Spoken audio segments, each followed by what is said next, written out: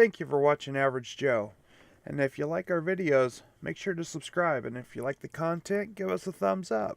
Alright, thank you. Hi, my name's Andrew. And I'm Katie. We're from Florida, and today we're outside of Seward, Alaska. This right here is the flak wagon.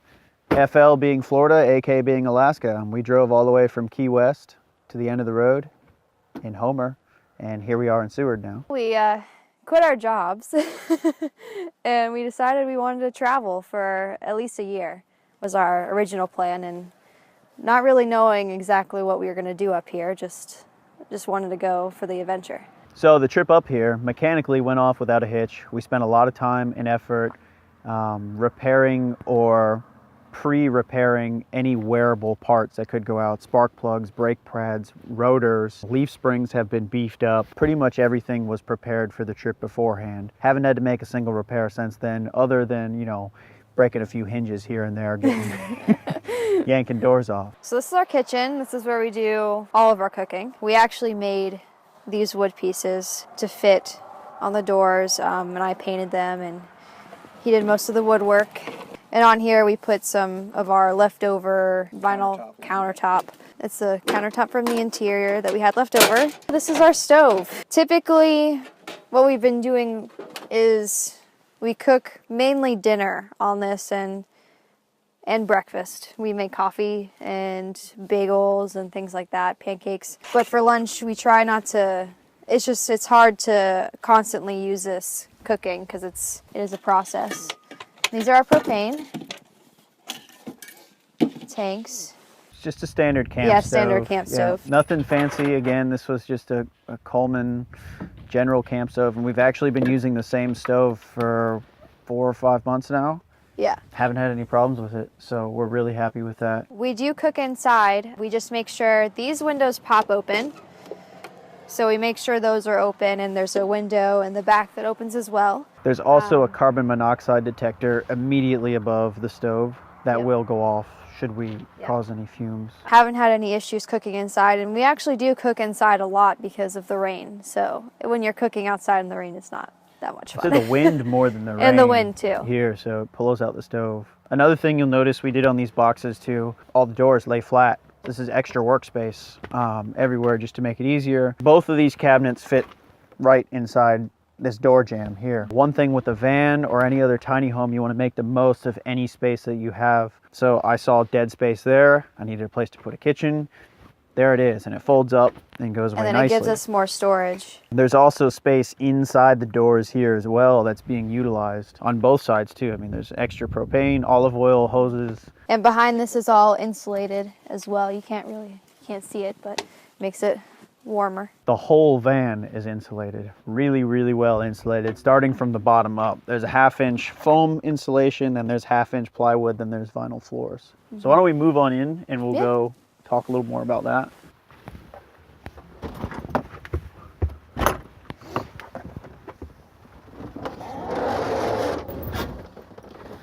This was probably my greatest junkyard find. I found a sportsmobile in a junkyard, and the guy didn't know what it was, and he charged me $50 for the roof. It took me a long time to get off, and it took me a longer time to get it on. A lot of things needed to be repaired on it, and I give a lot of credit to the guys on the Sportsmobile forum who gave me a lot of good advice on how to do exactly that, because there's only a handful of people outside of Sportsmobile that have installed one of these themselves, and that was a long process. And I was able to track down the factory that makes these canvases. We were able to get a new tent for it because the old one was pretty weathered. It came off of the same 1994 that we got the doors from. Yep. And from that as well, we got the swivel seat here that turns around, and we'll kind of work our way here now. Up here in the front, we also got the swivel seat off of that old Sportsmobile, which gives us a lot of extra living space. It's really nice.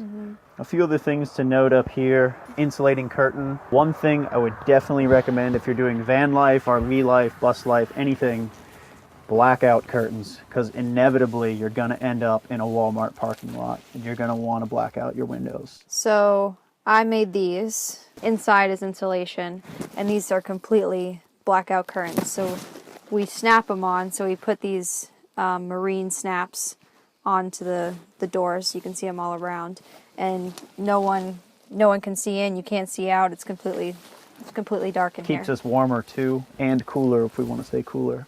So this is my electrical control panel. Back here there's a fuse panel that everything that runs off of 12 volt power goes through that fuse panel first. I have an inverter, 2000 watt inverter for charging appliances that don't accept 12 volt charging, or running something like a blender or anything like that. I would say that having an inverter is not essential. It's a lot of money for one, but we do use it almost every day for smoothies. But almost every appliance that we have is 12 volt. The fridge is 12 volt, the fan's 12 volt, all the lighting is 12 volt LED. And if you want to get more 12 volt appliances, just look in the RV and the marine industry. They already exist. There are 12 volt blenders you can buy if you want a dedicated 12 volt blender. There's a couple switches here you can notice as well. This top one turns the solar on and off. It always stays on. Doesn't always work so great up here, but the bottom switch connects this onboard battery bank to the alternator. So if we're going on a long drive, I can charge these batteries with the engine while we're running. Always have to be very considerate to turn it back off when we stop though, so we don't drain the van battery, because it doesn't have a one-way voltage sensitive relay. We probably, maybe once every other day, will charge the batteries with the engine.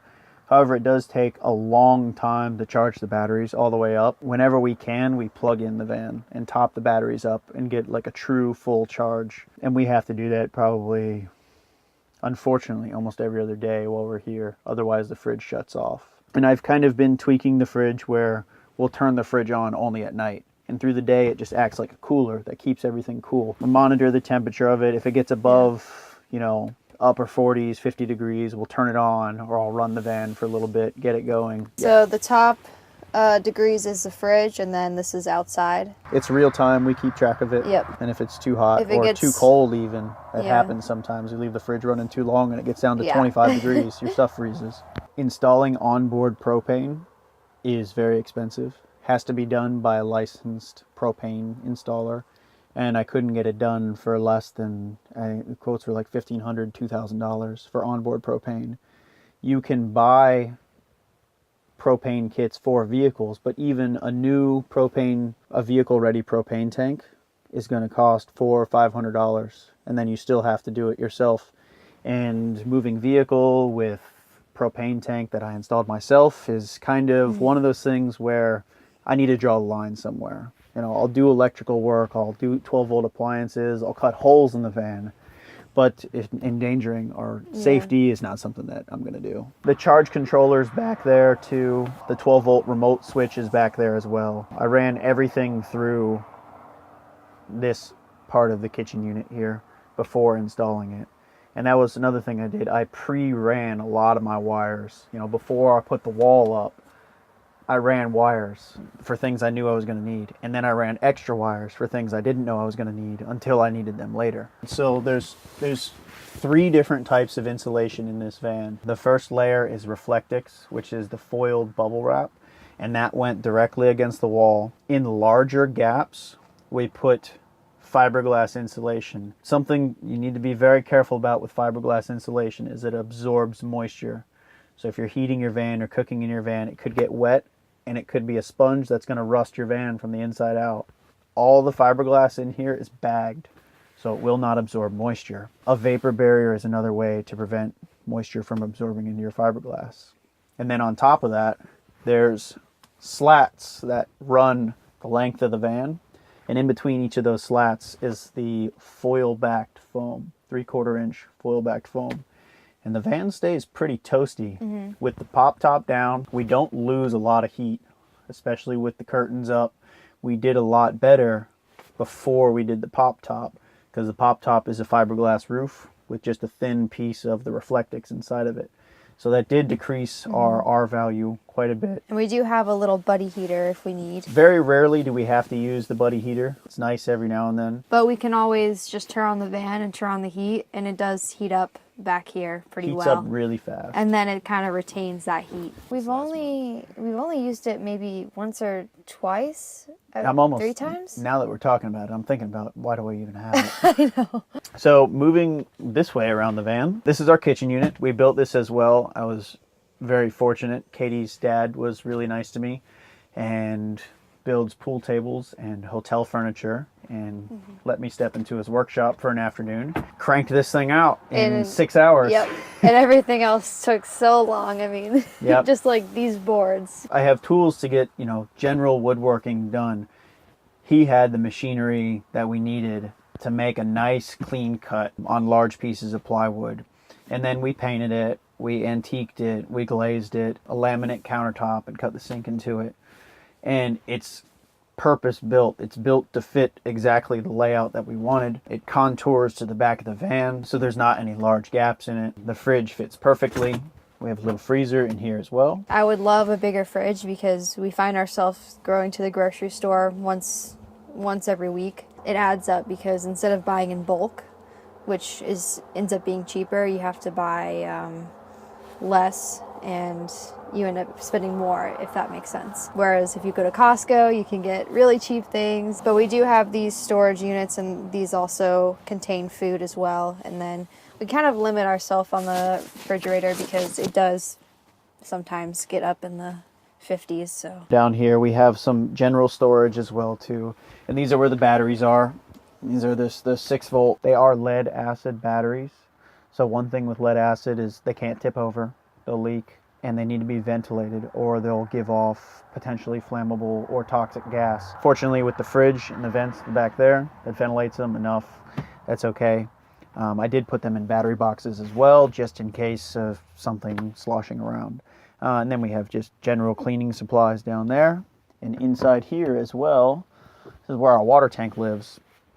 And this is another scenario where I built a water tank, or bought a water tank that fits perfectly inside the kitchen. And I had the fridge, and I knew which water tank I was going to get, and I had the batteries before I built this kitchen unit, and the sink as well. So I knew exactly what size this thing needed to be. And the 16 gallons doesn't sound like a whole lot, but that's enough to last us easily 3 days for cooking, probably 5. washing. I mean, we've probably gone a week on just that water tank alone. Just try to be considerate washing dishes. So we usually fill up the sink maybe halfway, and then we try to conserve water that way instead of leaving the sink running. We don't leave the sink running brushing our teeth, and it's kind of eye-opening. You realize how much water you use. And it runs on a 12-volt pump as well.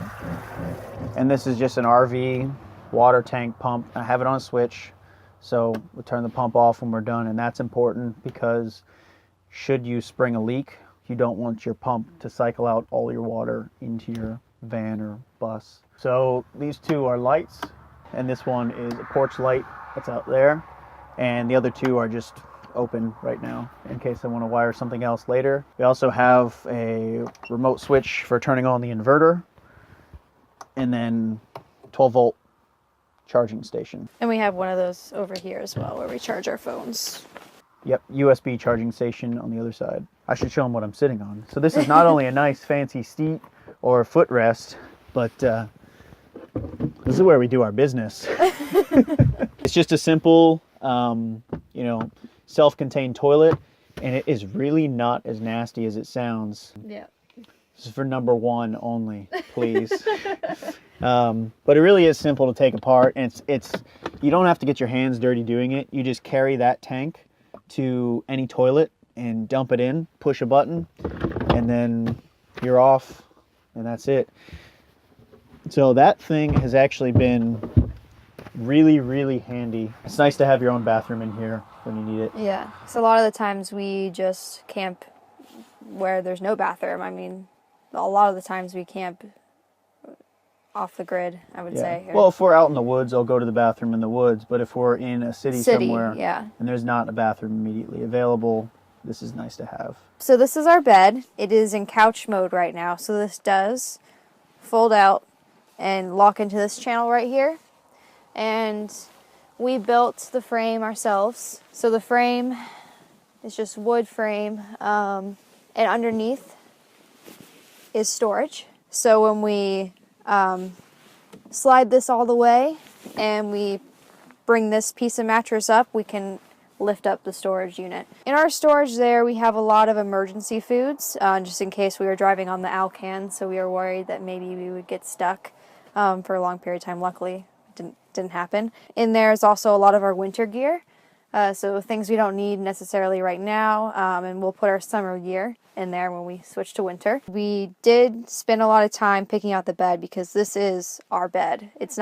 We're not just camping in this for the weekend. We are sleeping in this every night, so we needed it to be comfortable for us. But what we did was we cut it with a turkey carver, and then we had to make these sheets custom. We did buy sheets, and then we had to cut them, resew them to fit our new mattress cut in half. We have a lot of canned goods, so we basically rotate our meals. We eat Mexican food, so we do tacos, burritos, so things like beans, rice, vegetables, and tortillas, tortilla chips, avocados, and then we do pasta, and then we do something else. We don't really get fancy with our cooking because we don't have an oven and we don't have much storage, but it's worked out pretty good so far. We eat well. Tell them the truth. What? Tell them that you're vegan. Oh yes, I'm vegan too. So yep, I'm a vegan. He's a meat eater. So it's a little interesting cooking for the both of us, but we make it work. This is our closet. This is all of our clothes, all of the clothes that we use. So I had to downsize a lot on my closet. These two are mine. These two are his. And then down here we have toiletries, medicine, and then we have our electronics all in here. And then we have bookshelves. So both of these back here are bookshelves, and then back here is our towels. So yeah, we had to downsize a lot of our possessions. We sold a lot of things, donated a lot of things. I went through my closet and so there's a lot of things you just don't need. That's what we found. It's pretty freeing actually to get rid of material goods. So this is something that I would definitely change, that I want to change maybe over the winter, because our stuff is just all visible, and I would rather it be in a closed space. That way things don't come falling out, which if you pack it in well, it won't. But there is times where we go over a bump and just everything falls out. And I'm back here picking up the pieces, but it has worked out, but I would definitely want a cabinet system. So this is a Sportsmobile penthouse. I would not recommend that anybody install one of these themselves. It's an extremely complicated system, and there's a lot of moving parts. There's a lot of dangerous moving parts here too. There's a spring here that extends to almost 6 feet long, and it's loaded with about 1,000 pounds of tension when it's all the way extended. These scissor bars come down, and it preloads the spring to aid you in popping it up, and it's supposed to spring it all the way up. However, with the added weight of solar panels on top, it doesn't work quite as well as I'd hoped. This is another thing that I'm really glad we put it on the van. However, if I could do this again, I would buy a van that I could walk into and stand up in naturally without having to pop it up or lower it down every time we wanted to go somewhere. It is nicer because it keeps our center of gravity really low, reduced wind resistance, better gas mileage, all those things. But I would enjoy the luxury of being able to just naturally stand and walk around. And this was probably the most complicated. This was the most complicated and time-consuming thing we did to the van. Cutting the roof off was very intimidating. I used a circular saw, believe it or not, with a sheet metal blade, and it cut through the roof like butter. That was actually really easy to do, but getting the measurements exactly right, and it was very nerve-wracking because I only had one roof, and once I cut it off, that was it. There's no going back, so I had no room for error. And having never done one of these before, I was very hesitant to do it. And the penthouse actually sat in my backyard for 6 months, and I was just going to get rid of it because I didn't want to do it until I got brave enough to actually do it. And I kept pushing you. Yeah. Well, I'm very fortunate. Again, I mentioned the Sportsmobile forum. If you're thinking about doing a van conversion, not just a sportsmobile, there's a lot of general van conversion information on there, and the guys on that forum are like engineering type mindset, and they're going to hold you to a really, really high standard. It's hard to make them happy, but if you do, then you know you're doing a good job. And I really strive to do that, and I made a lot of improvements to the penthouse as well. You know, just upgrading the bolts, the nylon system here. I put metal bars inside these metal bars because they were starting to bow, and I didn't want that to happen. Redid all the trim work here, re-insulated it, put the Raptor liner on the roof, new rubber seals. Reupholstered these things that were all of it was blue replaced. Yeah. This is one thing everybody should do. You should have a fan in your van, because on those nights when you're Walmart camping, you're going to want a little airflow maybe, and this is awesome.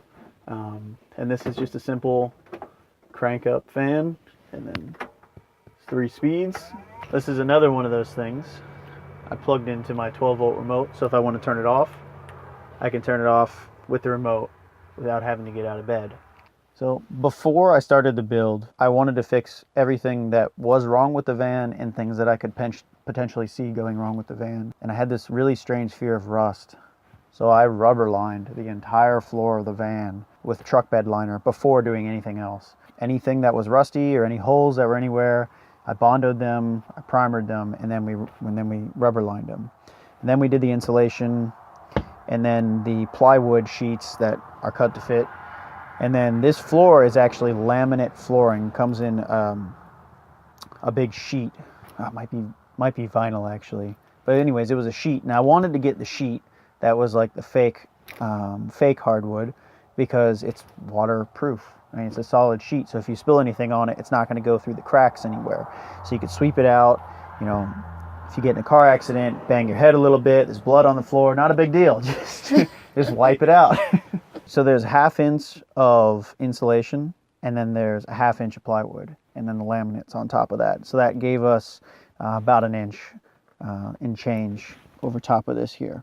So put a little aluminum L bracket to cover it up, hide the seams, and then we put sealant and all that too, so it's pretty watertight. I'm not really worried about water getting underneath it anywhere. And I did the rubber lining all the way to the front of the van, just to make sure there was no rust. So the exterior is one of the first things people notice and they ask questions about, probably more than anything, is what kind of paint is this? And this is Raptor. On the top, the black this is a truck bed coating made by a company called U-Pole. And it's a do-it-yourself kit. It's an epoxy 2-part kit. They give you the gun in the kit, and you can spray it on with just an air compressor, and it's tintable to any color. So I picked out this whitish grayish color and tinted it myself in my backyard, waited for a clear day, did all my prep work, just went to town. Turned out great. You know, I didn't intend on doing the whole van first. I did the roof initially and got some bad wind, and the black got all over the regular paint, and we could not get it off. We tried everything, every synthetic, or every solvent, every type of like synthetic cleaner, acetone, it would not come off. So I was thinking, if it's that hard to get off, let's just do the whole van. And we did. And this is what we end up with. And it's not a bad texture. Definitely adds some noise reduction to the van itself. Salt protection as well from rocks. And I've even heard some people joke that it creates like a golf ball dimple effect and gives you better air resistance. So better gas mileage. Harder to scratch. Yeah. Yep. These are BF Goodrich all-terrains. I've gone through a lot of all-terrain tires in my lifetime, done some mild off-roading and some mudding in Florida. In my opinion, this is the best true all-terrain tire that runs really well on the highway. It doesn't make a lot of noise, and it's not too hard on the wallet either. And the rims were, those were just an upgrade. I didn't really need them, but it does give me extra width with the tire, so I was able to get a little more track on the tire. That's the only benefit for that. And starting from the bottom too, the whole suspension of the van has been rebuilt. I beefed up the leaf springs, added an extra leaf. I've added a rear sway bar to help with the weight of the camper from shaking back and forth. Bilstein shocks all the way around. Upgraded coil springs up front, and I replaced all the ball joints, the tie rod ends, all the bushings I replaced with polyurethane. We can kind of move up that way a little bit. I replaced the front brakes with power stop brakes and rotors, the heavy duty ones, because we've got, you know, what was an empty 5,000 poundish van is now probably 1,000 pounds, so you got a lot of extra weight. I really wanted that stopping power going downhill. And they're slotted rotors as well, so they don't overheat quite as easily. This is a 2-wheel drive. As much as I think 4x4 is awesome, this is our home. We live in this. I do not want to put my house, our house, in a position where we need 4x4 to get it out. So, although we have been in some interesting situations. That's the other thing too. We've driven to Alaska with a 2-wheel drive vehicle with an open differential, I'll add. Going up mountains. Up mountains, places we should not have been in a 2-wheel drive vehicle, and I've never once had an issue with slipping or traction or wished I had 4-wheel drive. We brought up a motorcycle, and it's a shame it's not on here right now, because this is my motorcycle rack, and it holds a Yamaha TW200. It's a small dual sport motorcycle, street legal, so we can take it anywhere. And it rode the whole way on the front of the van on the Alcan. This is just a standard tow hitch that I put up front originally. And right away I realized that the motorcycle rack was gonna sit way, way too low, and it was gonna reduce my approach angle to any hills or even a speed bump to almost nothing. So I put an 8-inch riser on it, first of all, and then put the rack on it. And all of these, the rack is weighted for 500 pounds carrying capacity. The drop or rise hitch is rated for just the same as well. So we haven't had any issues with this, surprisingly, either. That went off well. One thing that was an issue was visibility with headlights. The motorcycle blocked the headlights, so that created a whole nother problem.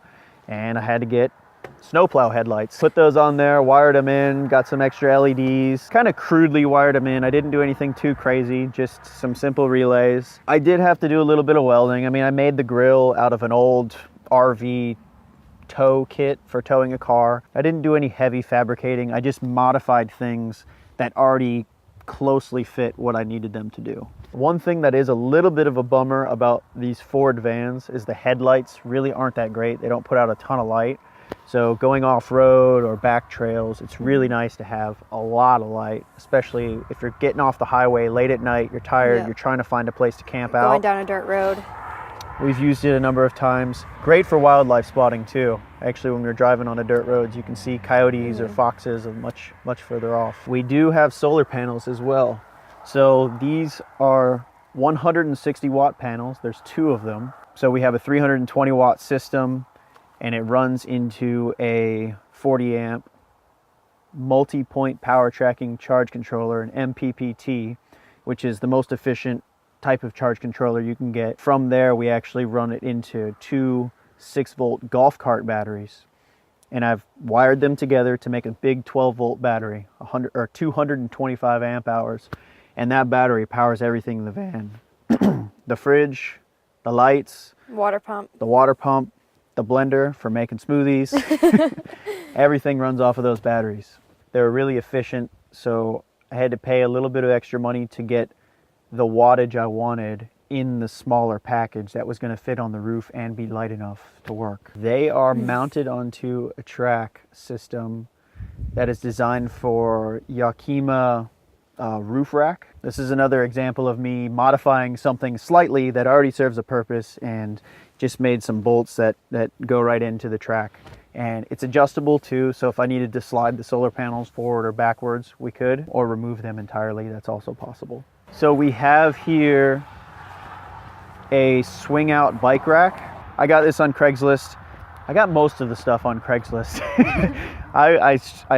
We've been planning on doing this for so long that gave us an advantage of being able to buy things used and be patient and just wait for something that we know we're gonna need and buy it when we see a good deal. And I think I paid $100 for this bike rack, and its MSRP was like $550. Same thing for the motorcycle mount up front. I think I paid 150 bucks for it, regularly 500. So if you're patient and you know you're gonna build a van or you know you're gonna do this, go garage sailing, look on Craigslist, go on eBay. There's deals to be had. Go to the junkyard. I love the junkyard. He loves the junkyard. Spent many hours there. We're from Florida, so the mountains is very new to us. So we have done some off-road trails, but I'm not as comfortable as he is on a bike, so I'm still learning. We're trying it out. So there was a few things that I wanted to make sure to do with the van, like as far as requirements. I wanted to be able to use all the doors at any time that I wanted to. So nothing could be permanently blocked or had to be like dismounted to access anything. That's why the motorcycle's on the front and not the back, because if it was on the back, I'd have to unload it every time I wanted to open these doors. So the swing out hitch is really nice for that. This actually mounts onto the hitch here. I did weld this additional support bracket here just to give it a little extra, kind of counter that leverage, because it's a lot of weight and it hangs out pretty far just to be putting all that torsion on that one point there. So that helps stabilize the whole system. So there's a few other little features of the van as well. I bought a 12-volt remote system and I wired up various things to it. So we have a little porch light here on the back, and this is a simple Amazon $15 kit. It's not hard to do. You just have to wire any 12-volt appliance into it. Our fan is wired into it. There's another interior light wired into it, and this rear light. I have one extra just in case I decide something else. It's not the very pretty side of the van. No, this is the this is the rear end. This is the garage. You want to show them the shower? Yeah, so this is our shower system, which surprisingly we have not used much because we only have 16 gallons on board of water. So this goes very quick.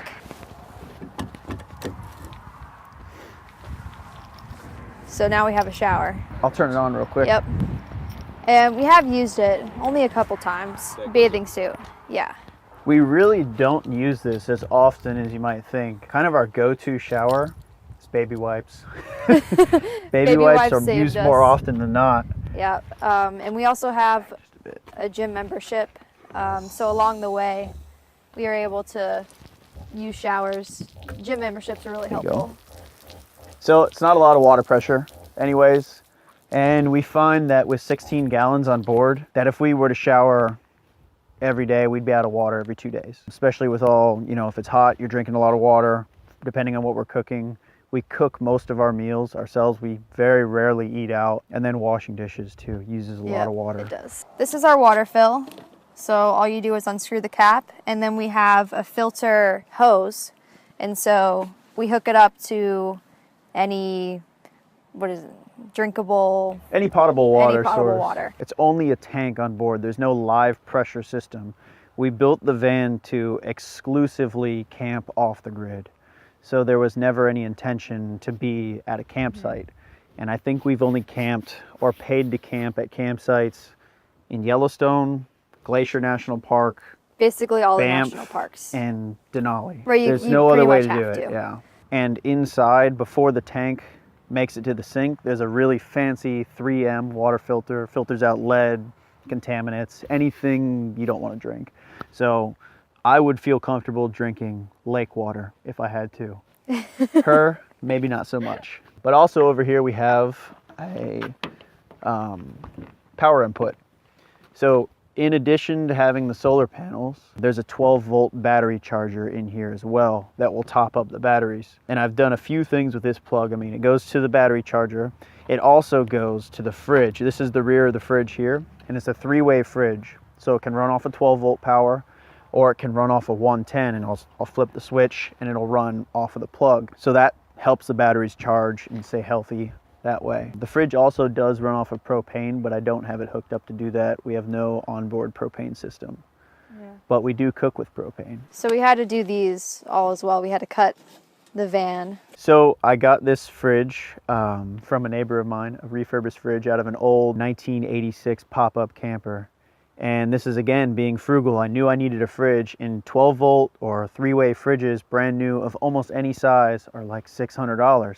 I was patient. I waited. I was looking around, 40 bucks right here. And it works. It's not the most efficient machine on the market, and this is probably one of my biggest gripes currently about the van. It is using a technology, I believe it's called absorption technology. So any fridge that uses propane is really, really efficient with propane, but not so efficient with 12-volt or 110 power. And this is the biggest tax on our battery, is the refrigerator.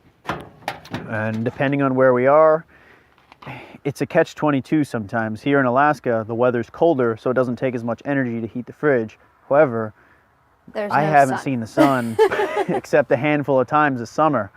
But in Florida, where we're from, for example, we get tons and tons of sunshine, but it's so hot that it's hard for the fridge to keep up with it. This is one of the things, if I could change something about the van, I would buy a dedicated 12-volt 110 fridge, a two-way fridge that uses, I forget the name of the technology, but it's newer. It's much more efficient than a three-way fridge. I think it saves you like 10 times the power. You're gonna draw half an amp as opposed to drawing 5, maybe 10 amps. $20 out of a junkyard, and it's double paned tempered glass, and it slides open, and there's a screen on it as well that slides open. Unfortunately, we have a leak somewhere. Nothing's leaking inside the vehicle, which is good news, but Only in the window. inside this window, we've got some moisture buildup, and I'm not sure where it's coming from. It's performed great so far, and I haven't had any other issues with it, so I'm generally happy with it. Well, and tell them about how this was meant for a straight surface, but we put it on a curved, so we had to... Okay, yeah, so if you're going to install aftermarket windows on a van, one thing you need to be very considerate of is vans are curved. Most of them are anyways. Some of the older vans are less curved, some of the Sprinters are straight.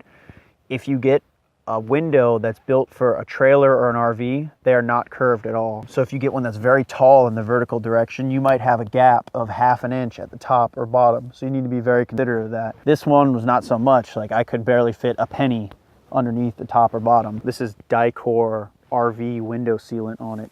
Really excellent stuff. I've used probably 2 or 3 tubes of it around the van, just sealing everything, and I haven't had water get into the van anywhere, you know, on the roof, on the sides, through this stuff, and it's really been great so far. The reason I bought a Ford van, this particular model, is because the body and the frame is the same from 1992 to 2013. So it gives you 21 years of parts to scavenge through. It's the most common van manufactured in North America. Anywhere in the country and in Canada and even here in Alaska, you're gonna be able to get parts, which is what I wanted, because inevitably things do break and you need to be able to fix them. What's really cool about it is this van is a 2006, and I'll show you here. I wanted power windows, and I did not have power windows on this van, and I found power windows off of a 1994 in the junkyard. So you can see the different colored door. They were blue. They were blue. They were really blue. The power window guts were inside the door. So I took the door and I literally unbolted the old one and bolted this one right back up. So you're talking about a van that was made 12 years prior, and it was a bolt-on application. And even these door panels, this door panel came off of a 2013 and it fit on the 1994 door, which is really great. Common usage of parts there. Should I show them how it rolls down? Because it's kind of interesting. You can, yeah, show them how it rolls down. I didn't get the door panels with the original door. They were destroyed, and I had to wire up a new door motor relay system. Up in here, you can kind of see Katie's using. I built just out of a plastic box, and again, I got this on Amazon, paid like $6 for it. It's just a little computer or electronics control box. Put some switches in and wired up my snowplow headlights, the LED light bar, the other LED lights, and both the windows are wired into that little box as well. Also up there's a switch that controls the backup camera, which is inside the rear view mirror. So it's another fancy hidden backup camera system. And that was really simple to install too. You just swap out the old mirror, run power to it, and then hook it up to the camera in the back. And that wasn't even that expensive either. I think with the camera it was $150. Amazon as well. Yeah. Yep. Amazon was one of my other go-to places for getting supplies and doing research. And with Prime, I mean, I could get things delivered to my house almost faster than I could go out to the store and spend time doing it. Because a trip to the hardware store, we probably took 3 trips to the hardware store a week. Yep. And a 30-minute trip turns into a 4.5-hour trip almost every single time. And I am exhausted when I'm done shopping at the hardware store. Loves it. That's his favorite place. Yeah, well, it's tough though, shopping all the time. So any chance I could save ourselves a trip to the hardware store, we did. And a few other things you'll notice up here. I mean, the roof. We did all of this. We put a new headliner on it just to give it a little custom color, make it feel more homey. We repainted a few things. The plastic on the center console was a little worn, so we freshened it up with some Krylon plastic paint. Carpet on the dash, floor mats. I think those were both Amazon as well, and they're cut to fit already, so we didn't have to do any custom work on them. That saved us a lot of time. The doghouse pops right out, and I can change the spark plugs. Did change the spark plugs from inside the van. Doesn't mean it was comfortable. I'm not saying that at all. Actually hurt quite a bit, but Yeah. some of them were easy to reach anyways. Thanks for watching our video. You can check us out on Instagram, Flakwagon. FLAKWAGON. So Florida to Alaska. And that's how the name came about. Yep.